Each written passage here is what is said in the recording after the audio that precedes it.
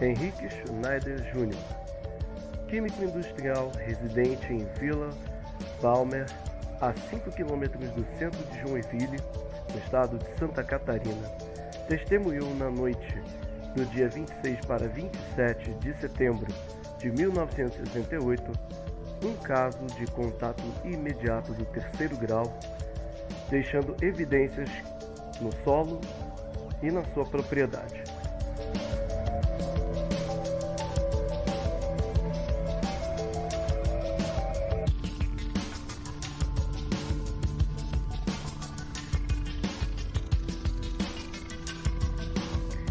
Após verificar o funcionamento dos fornos de solaria, ele verificou em sua propriedade, deu alguns passos, parou e, quando se voltou para acender um cigarro, se deparou com um estranho objeto no pátio de solaria, de 5 metros afastado de onde se encontrava.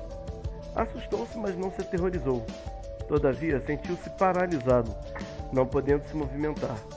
O objeto era de forma afunilada, medindo 4 metros de altura por 2,5 metros de diâmetro em sua base, assentado sobre um tripé a 80 centímetros um pouco a mais do solo.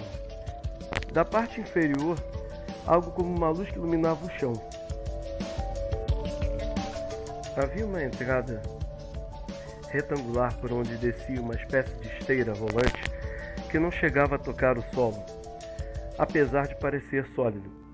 Na extremidade inferior dessa esteira, e como se fizesse parte integrante da mesma, havia um vulto de forma geométrica, retangular, medindo mais ou menos 1,50 m de altura por 50 centímetros de largura. Ao trás do primeiro vulto, em uma linha reta na mesma esteira, havia um outro também imóvel, ambos sem nenhuma abertura e nem luminosidade que fosse visível para a testemunha, e mesmo esta estando a 5 metros deles, o que pensou em perguntar até o que eles estavam fazendo ali, porém não conseguia falar. Todavia, como se respondesse ao seu pensamento, sem que fosse emitido qualquer som, a resposta entrou-lhe pelo cérebro como que vinda do vulto à sua frente. Verificar a causa do calor e fumaça neste local. Assim o vulto explicou para Henrique. E durante cerca de 10 minutos, em que os vultos estiveram à sua vista, Schneider formulou inúmeras perguntas, mentalmente, e todas recebia respostas imediatamente, porém breves, que pareciam provir do vulto mais próximo.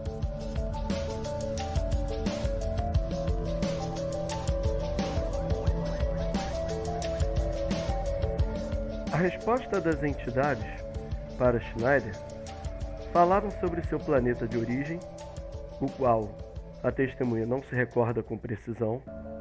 Informaram a ele que eram controlados por um chefe e que cada um exercia uma função específica, como o que o terceiro indivíduo que estava a bordo do aparelho não podia sair de dentro dele. Viajavam em rotas determinadas e exatas, incluindo o fato pela qual saíram para verificar o que estava provocando aquele calor intenso na Terra. Entre muitas outras perguntas que Schneider lembra-se de ter feito a eles, foram feitas as seguintes: como vivem e se alimentam? Por impregnação, alimentação natural, energia, não como vocês, como relata a entidade. Schneider pergunta: como é movido o aparelho? Por atração, 36 mil rotações por segundo. Algumas perguntas ficaram sem respostas e prometeram voltar a estabelecer novo contato. Durante todo o tempo que o vulto esteve à sua vista, Schneider parecia não poder tirar os olhos dele, e à medida que a esteira ia se recolhendo, sem qualquer ruído, o observador também se adiantava, porém guardando sempre a mesma distância. Através de uma das escotilhas, pude ver que no interior do terceiro vulto, próximo havia um objeto que parecia ser uma caixa. Tanto a nave quanto a esteira e os vultos pareciam ser acinzentados e da cor do alumínio.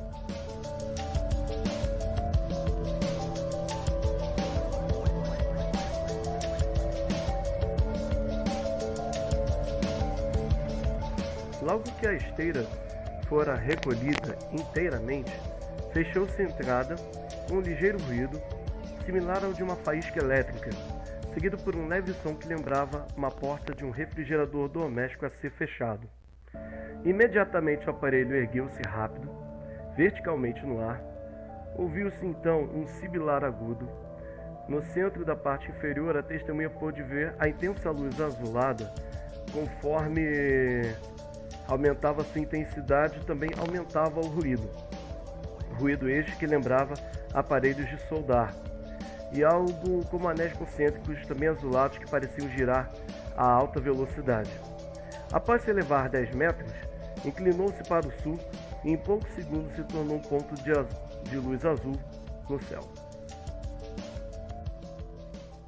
No dia seguinte, Schneider viu que no local do pouso, onde havia grama, num círculo de aproximadamente 65 centímetros de diâmetro, a mesma estava queimada.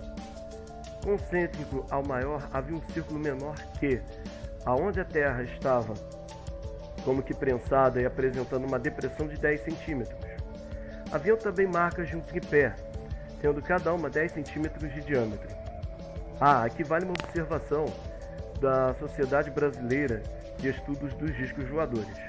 Com base nas depressões em que os pés do objeto deixaram no chão, pode ter sido feito um cálculo aproximadamente do peso da nave. No local, na própria olaria, haviam de 8 a 10 telhas quebradas, no ponto mais próximo à aterrissagem, onde foram do lugar como se houvessem sido levantadas por uma ventania. Uma delas chegou a desprender-se e quebrar-se. Um velho caminhão em condições de uso, que se achava estacionado perto, apresentou vários defeitos: bateria descarregada, platinado e distribuidor enguiçados, dínamo e motor de arranque afetados.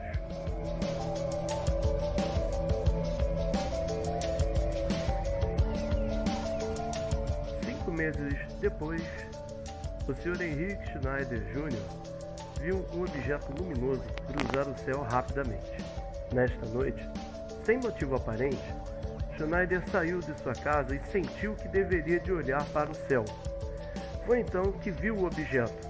Teve tempo de chamar outras pessoas que também o viram, entre elas seu filho Amaury e o casal vizinho, Sra. Maria Carvalho e seu marido. Cabe aqui lembrar que a testemunha é pessoa de responsabilíssima qualidade e respeito naquela cidade, tendo sido vereador por diversas vezes. Seu relato foi bastante sóbrio.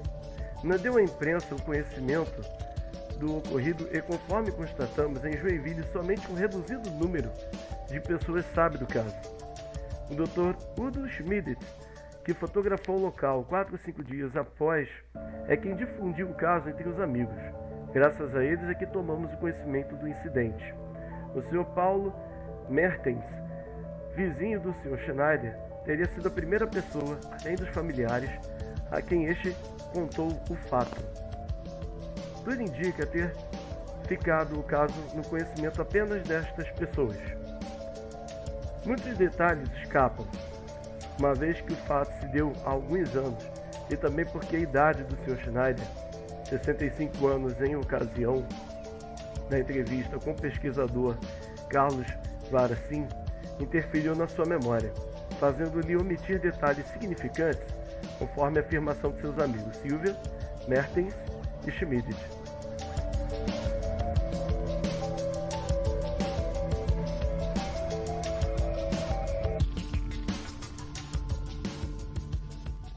Devido às circunstâncias da época, podemos citar que esse tipo de contato imediato com um tipo de forma descrita pela testemunha, entidade em questão,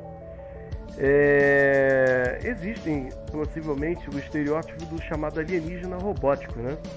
O que nada mais nada menos seria de apenas uma entidade robótica autônoma, mas com capacidades tão avançadas de comunicação que ela se utilizaria até de telepatia para se comunicar com qualquer outro indivíduo durante seu processo de exploração ou pesquisa. E esse modelo já foi relatado na África do Sul e em alguns países da Europa, desse tipo de contato. Senhoras e senhores, deixo a conclusão de vocês, o que vocês acham desse caso, sobre o aspecto da época em que Joinville, né, não era tão conhecida em termos de fenômenos ufológicos, considerando o fato de que somente os amigos da testemunha assim reportaram esse caso. Hoje, provavelmente, o Sr. Schneider já não se encontra mais entre nós, considerando que para a época ele já tinha uma certa idade, né? E hoje trago esse caso para lembrar dos muitos casos não registrados no Brasil, talvez, de como essas entidades, em alguns casos, aparecem, seja para entender o meio, as pessoas ou os motivos pelos quais elas precisam fazer esse tipo de contato.